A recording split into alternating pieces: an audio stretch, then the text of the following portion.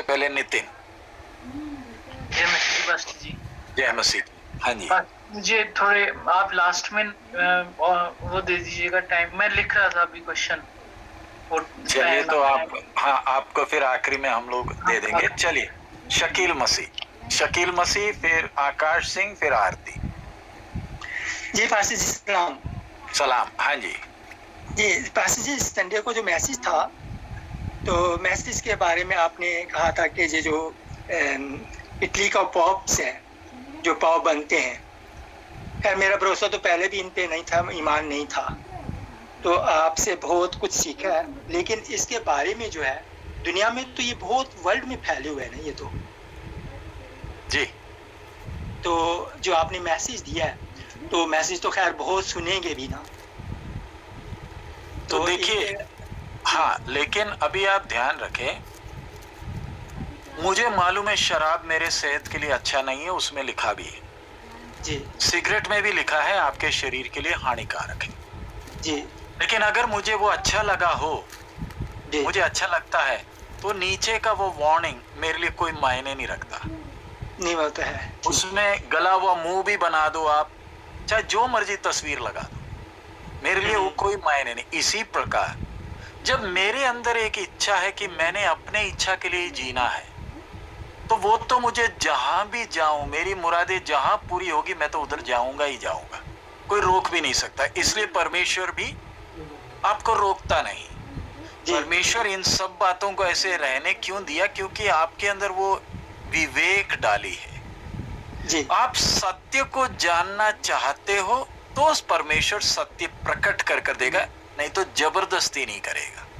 ये तो है। तो अब रोमन कैथोलिक कलीसिया उदाहरण, उसमें साधारण आदमी वो समझ सकता है, कितनी बातें समझने के लिए है जी। लेकिन अगर आपने तय किया है कि मेरे को वचन नहीं, मैंने बस अपने ही उस रिवाज में, अपने ही उसमें चलना है, तो कोई मना भी नहीं कर पाएगा, कोई रोक भी नहीं पाएगा। सो आज इतने लोग ये धोखे में क्यों हैं? दोष किसी और का नहीं है।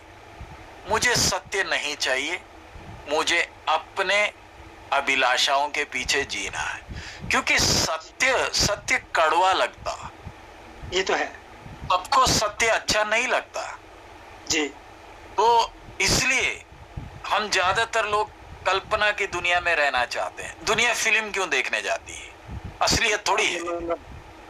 थोड़ा सा टाइम, हाँ, थोड़ा टाइम पास, असलियत को थोड़ा भूल कर शराब क्यों पी रहे हैं, नशा क्यों करते हैं? ताकि असलियत से थोड़ा सा मैं हट जाऊं, मुझे महसूस ना हो।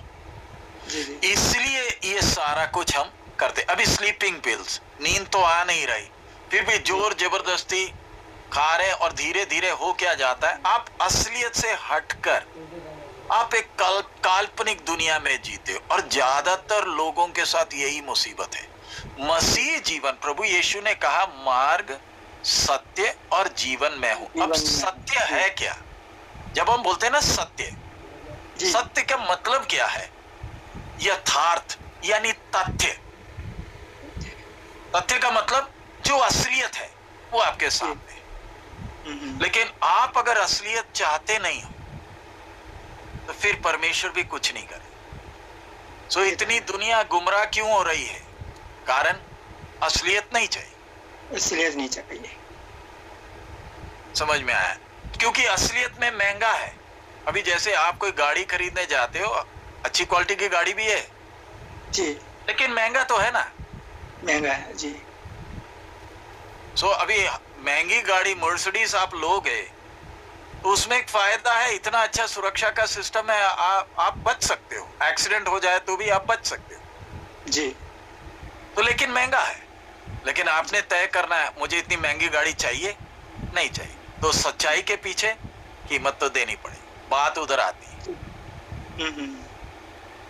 हमें सच्चाई अच्छा लगता है लेकिन हम उसमें चलना नहीं चाहते, ठीक, क्योंकि कीमत देनी पड़ती है।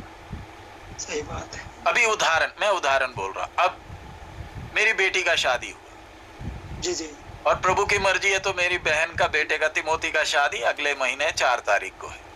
जी तो हमारी बेटी का शादी देखकर लोगों ने बोला वाह अच्छा है पास्टर जी, बेटी का आपने अच्छा किया, सब है अच्छा। तो मेरा आपसे सवाल, आपकी बेटी का भी ऐसे करोगे? आप कभी ऐसे करोगे? दरअसल हमारे बात यहाँ आ जाती है ना कि हम दुनिया को देखते हैं, हम दुनिया बात कैसे तो फिर आप मुझे क्यों बोल रहे हैं आपकी बेटी का शादी इतना अच्छा था? सो उससे बात आ जाती है आपकी तरफ पाखंडी, तो और तो कोई है नहीं। ये तो है। आप मेरे को बोल रहे पास्टर जी बहुत अच्छा, प्रचार भी बहुत अच्छा, सब कुछ है, तो क्या आप उसके अनुसार चलोगे? जब आपने चलना नहीं है तो फिर क्यों बोल रहे हो आपका प्रचार अच्छा है? क्यों बोलते हैं आपकी बेटी का शादी अच्छा था जब आपने करना ही नहीं है? तो बात उधर आती है, अगर करनी है तो फिर कीमत तो देनी पड़ेगी, कोई भी बात हो। सो इसलिए प्रभु यीशु ने भी खुद ही कहा, गुम्मट बनाने के पहले बैठकर क्या कर लो, सोच लो। सो हिसाब कर लो मेरे से हो भी पाएगा या नहीं। जी जी। इसलिए हम मसीह के पीछे आने वाले व्यक्तियों को, यानी बपतिस्मा लेने के लिए कोई आता है तो हम उससे बोलते भाई 10 बार सोच कर देख ले चलना भी है या नहीं है, जी जी। तेरे बस की बात है भी या नहीं, नहीं तो बाद में फिर रोध होकर फिर कोई मतलब नहीं, क्योंकि सामने ऑप्शन बहुत है। मार्केट में सिर्फ मर्सिडीज नहीं है, मार्केट में मारुति भी है, बाजार में बहुत वैरायटी है, तो आप उनमें से चुन लीजिए आपको जो अच्छा लगे। क्लियर हो गया आपको? चलिए। नहीं दरअसल बात यह थी कि हम लोग जो है ना मिशनरी जिससे हम आए हुए हैं वो कैथलिक से निकले हम भी, जो मार्टिन लूथर का जो था ना मिशनरी, उसी से हम निकल गए हैं। तो पहले तो हम भी ऐसे ही थे, तो 2012 से जब अंकल जी के मैसेज सुनने शुरू किए तो मुझे सच्चाई का पता चला कि मतलब कि सच्चाई का रास्ता यही है और कोई रास्ता नहीं है। क्योंकि हमारे भी चर्चों में ये ज़्यादातर वही जो कैथोलिक में होते हैं ना वही प्रोसीजर चलते हैं, रटी रटाई दुआएं, रटी रटाई मतलब कि हर चीज़ जो है ना वही रटा रटाया करते हैं। तो पहले तो मेरा वैसे ईमान नहीं था ऐसे कि मतलब कि बहुत ईमान होना चाहिए, चर्च कभी गए नहीं गए, महीनों नहीं गए। तो ये है कि खुदा का शुक्र है कि जब से अंकल जी के मैसेज सुने उसके बाद फिर आपका यूट्यूब में मिल गया, लिंक मिल गया, तो सुनने में मतलब कि बहुत अच्छे मैसेज आप देते हो, मतलब कि मैं आगे शेयर भी करता हूँ, ये नहीं कि मैं अपने तक रखता हूँ, लेकिन हमारे पाकिस्तान में ये है कि वो सुनते कम है क्योंकि हिंदी समझ नहीं आती बाज़ लोगों को। हाँ, वो अभी वो एक दिक्कत है, तो मैं भी प्रयास कर रहा हूँ उर्दू में, लेकिन उर्दू में करना है तो वो एक अलग चैनल बनाकर पूरा उर्दू में ही चलाना पड़ेगा, वो एक अलग बात है। तो पहले ही अभी हिंदी मलयालम इंग्लिश 3 भाषा कर रहे हैं, देखते हैं प्रभु। हाँ, प्रार्थना करिए प्रभु की मर्जी हो तो। चलिए, तो कोई सवाल? तो एक सवाल था, वो आपने कहा था, मैंने बहुत पहले पूछा था दानियल 11 चैप्टर में ना, तो आप कह रहे थे जब मुकाशवा शुरू करेंगे ना तो उसके बाद हम आपको बताएंगे इसके बारे में। जी, कौन सा वाला? दानियल 11 में? दानियल 11 में जैसे वो लिखे हैं कि 17 आयत में। हाँ। और वो ये इरादा करेगा कि अपनी ममलकत के तमाम शफकत के साथ उसमें दाखिल होगा और सादक उसके साथ होंगे और वो कामयाब होगा और उसे जवान कुंवारी देगा कि उसकी बर्बादी का बायस हो, लेकिन ये तदबीर कायम ना रहेगी और उसको इससे कुछ फ़ायदा ना होगा। सो इधर हम लोग आगे जब देखिए भविष्यवाणी जो भी हम देखते हैं, भविष्यवाणी के 2 पहलू है, एक जो उसी समय कुछ घटनाएं होने वाली है और एक जो भविष्य में होने वाली है। तो इधर दारिया राजा के बारे में देखते हैं, दारिया राजा से आगे का हम लोग देख रहे हैं कैसे भविष्यवाणी हो रही है, एक एक राजा आ रहा है, सम्राट आ रहा है, एक एक हो रहा है। तो इन सब का आखिरी हम लोग देखते हैं विरोधी मसीह में जो सब बातों का अंत हम लोग देख रहे हैं जी। इसके पहले राजा लोग, सम्राट लोग कुछ कुछ अपने खूबियां दिखा रहे हैं, लेकिन असली में ये किसी और को दर्शा रहा। सो विरोधी मसीह के समय में जिसको पाप का मनुष्य कहा गया है जी, कैसे परमेश्वर का बलवा करेगा, परमेश्वर की आज्ञाओं को तुच्छ समझेगा जी। और अंक भी कौन सा ले रहा है? मनुष्य का अंक ले रहा।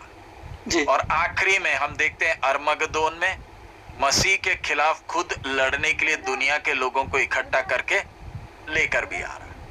जी जी सो हर किस्म का अन्याय, पाप, ये महाकष्ट के बीच में दिखेगा। जी और उसके लिए कलीसिया भी जब सामने से हट गई, रोकने वाला हट गया, तो आपको पाप खुलेआम सड़क में नाचता हुआ दिखेगा। ठीक पाप खुलेआम नाचने का मतलब कोई संस्कार नहीं, कोई मर्यादाएं नहीं, इंसान के अंदर विवेक भी है कर कर सवाल उठ जाएगा। जी क्योंकि पाप इतना खतरनाक है, इंसान को परमेश्वर के हर नियम को तोड़ने के लिए प्रोत्साहित करता, हर नियम को तोड़े। जी क्लियर हो गया आपको? हाँ जी चलिए ठीक है। अगला- आखिर में मेरे ईमान की मजबूती के लिए और मेरी प्रार्थ- सेहत के लिए प्रार्थना करें। ठीक है। जी Okay, अगला है thank you. आकाश सिंह, आरती, फिर चंदना। महाराज साहब मारा था आकाश सिंह। हाँ जी जी, मेरा सवाल प्रकाशित वाक्य उसका 22वां अध्याय है, उसका दूसरा पद। देखिए 22 में अभी मैं बिल्कुल नहीं जाऊंगा, अब 17 तक कुछ है, पूछ लीजिए। ओके क्योंकि 22 अभी पढ़ाया नहीं है, मैं पहले ही आप लोगों को बोल चुका हूं, जितना पढ़ा रहा हूं उतना मैं जाऊंगा, क्योंकि 22 में मैं जाऊंगा तो मुझे 17 से 22 तक का बीच कवर करना है ना। बराबर पास्टर सो अभी जैसे आपने 22 बोला, निकाल लीजिए कौन सा 22 का, मैं वो बता देता हूँ, उसमें दिक्कत किधर आती है। 22 का कौन सा बचा? दूसरा पद उसका। हाँ पढ़िए, क्या लिखा है? उस नगर की सड़क के बहती नदी के इस पार जो नदी है, उस जो नया यरूशलेम है, जहाँ पे उसमें नगर भी आ रहे हैं पास्टर जी। और हाँ तो ये सब अभी देखिए ना, अभी तो दिक्कत किधर आ रही है, जो विषय में लेता जा रहा हूँ मैं, धीरे धीरे एक एक विषय को जोड़ते जोड़ते, क्योंकि प्रकाशित वाक्य में आप देख रहे हो 17वां अध्याय में हम कौन सा विषय ले रहे हैं, जो घटना 15 के पहले है। तो ये सब चीजों को जोड़ जोड़ कर लाते वक्त तभी जाकर आपके सामने तस्वीर पूरा आएगा। तो 22 पढ़ना है तो उसके पहले नया यरूशलेम आपको समझना। नया यरूशलेम जो नगर, क्या वो नगर है, क्या वो व्यक्ति है, ये सब बातें आएगी जी वही। लेकिन वो नया यरूशलेम आने के पहले 1000 साल तो हो, अभी 1000 साल में तो हम आए नहीं।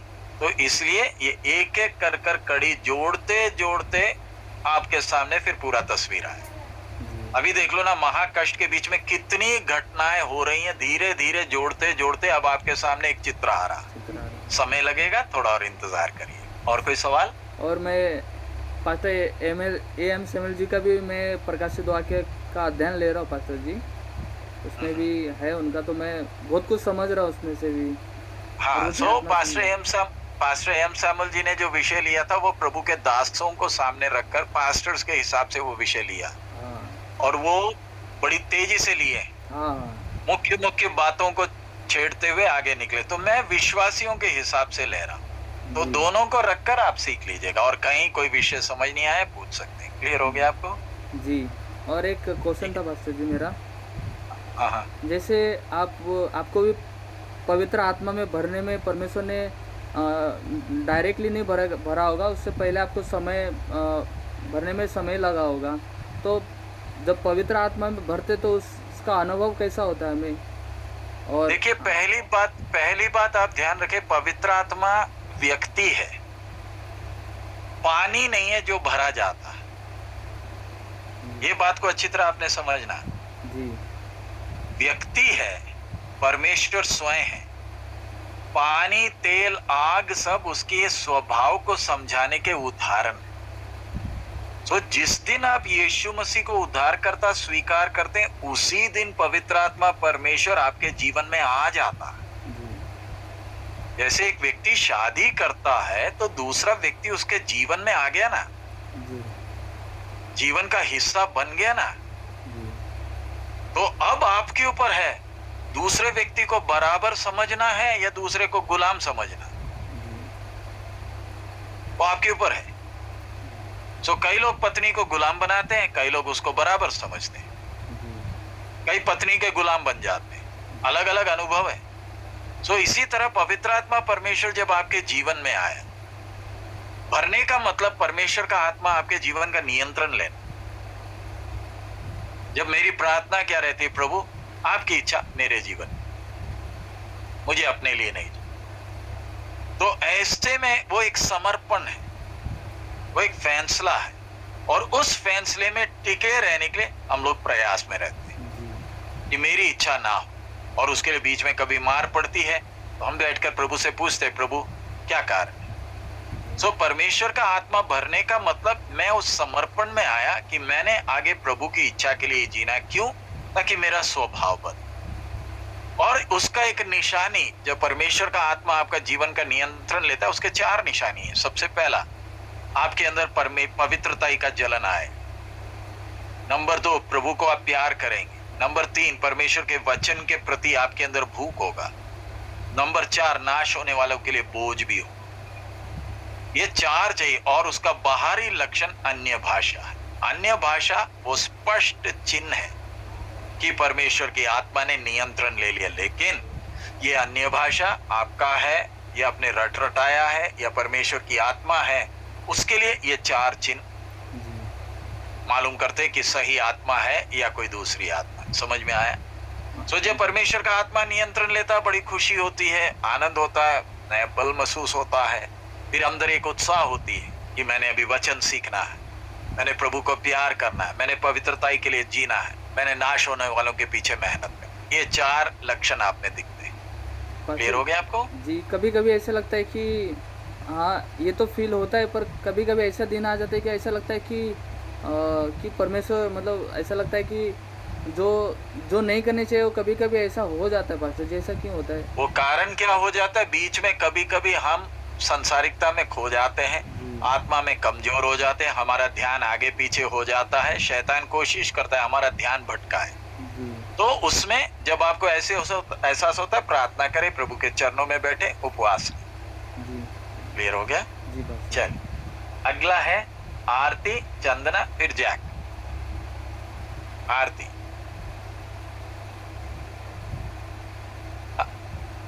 हाँ, अभी जो लोग नाम दे रहे हैं, आपसे विनती है, अभी 8:15 के बाद जिन्होंने नाम दिया, अगर टाइम मिलेगा तो हम जवाब दे पाएंगे। चलिए, आरती। आरती, फिर चंदना, चंदना के बाद जैक। आरती है, माइक ऑन कर ले ताकि टाइम बच जाए। मारानाथा पास्टर जी। मारानाथा, हाँ जी, सवाल पूछिए। मेरा दूसरा राजा 22 और 1 है। आप वीडियो बंद कर सवाल पूछ लीजिए, आपका सिग्नल क्लियर नहीं है। हाँ जी, बोलिए। वीडियो ऑफ कर दिया, आप सवाल पूछिए। माइक ऑफ है, आपका माइक बंद है शायद। माइक ऑन करिए। आवाज आ रहा है जी? हाँ, आवाज आ रहा है ना, पूछिए, सवाल पूछिए। दूसरा राजा 22 और 23 से है। सवाल क्या है? इसमें योशिया परमेश्वर का भय मानते हुए चला, लेकिन उसका मौत दुश्मनों के हाथों में कैसे हुआ? उसमें उसकी गलती है ना।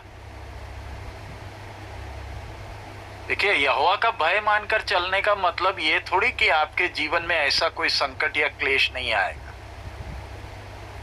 यहोवा का भय मानने के साथ साथ हमने परमेश्वर से ज्ञान भी मांगना है, ताकि हर बातों में चलने के लिए ज्ञान चाहिए। एक बात हम सब ने ध्यान रखना। नहीं, मैं प्रार्थना करता हूँ, मैं बाइबल पढ़ता हूँ, मैं प्रभु के सब काम मैं करता हूँ, बोलने से काफी नहीं।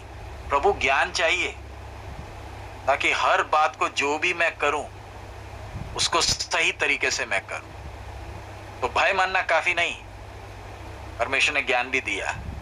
ज्ञान मांगकर हम चलेंगे तो कितनी दिक्कतों से हम बच सकते हैं। समझ में आया आपको? जी पास्टर जी। और कोई सवाल? नहीं। हाँ, सो ध्यान रखें, दोबारा मैं कह रहा हूं, आप प्रभु को प्यार करते हैं, प्रभु का वचन पढ़ते हैं, लेकिन आपका प्रार्थना हमेशा क्या रहे? प्रभु तू ज्ञान दे। ज्ञान का मतलब हर बात को कैसे करना, उसके लिए प्रभु तू समझा, ताकि मैं हर काम तेरी इच्छा के अनुसार कर सकूं। ऐसे में हम बहुत से उलझनों से बच सकते हैं। तो हमें सख्त जरूरत परमेश्वर की ज्ञान की, मांगोगे तो प्रभु देगा। चलिए अगला है चंदना। आपको एक ही सवाल था? यस चलिए चंदना, जैक और हर्षा। पास्टर जी, हाँ जी। पिछला रविवार में जो प्रार्थना